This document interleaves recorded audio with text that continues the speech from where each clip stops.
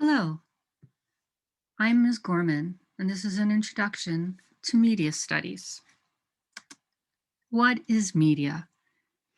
It may seem pretty obvious to you what media is, since we're all completely surrounded by it, and most of you probably are involved in consuming media.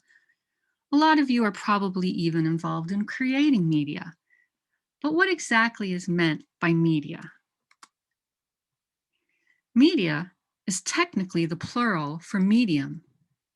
A medium, for instance, is something like paint, something that an artist chooses to use for their artwork, for their reproducing of their reality, and to create new, alternate realities of their imaginations.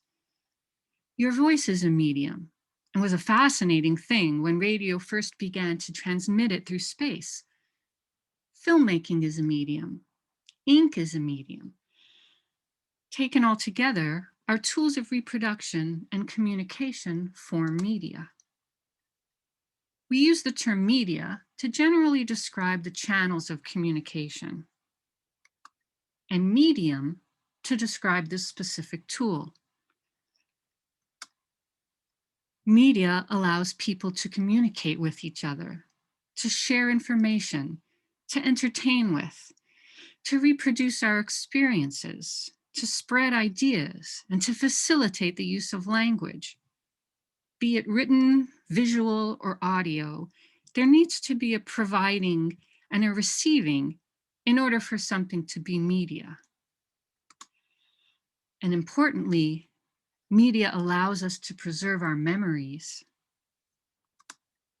When we speak of the mass media, we are referring to media on an industrial scale. But even in ancient times, media existed on a mass scale because it seems that human beings have always had the desire to leave their mark for the next person who comes along to see it. These handprints are in a cave now known as Cueva de las Manos, Cave of the Hands, in Argentina. And some of the oldest from the overlapping marks date back to 7,300 BC. What are some of the oldest media inventions that you can think of?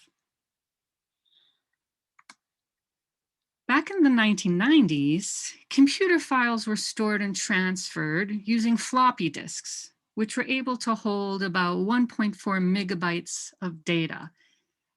And we still use the icon of a floppy disk on our computers today.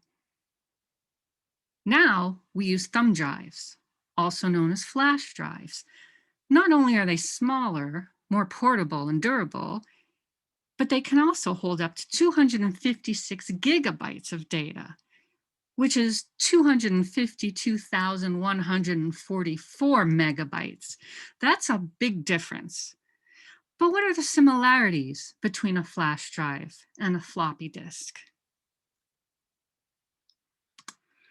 If we take a look at some of the most impactful media inventions in our history, we can see the common purposes of all media: to see, to hear, and to read in order to share ourselves, share our lives and ideas, our enjoyment and common desires, to make the world more knowable, to use our imaginations.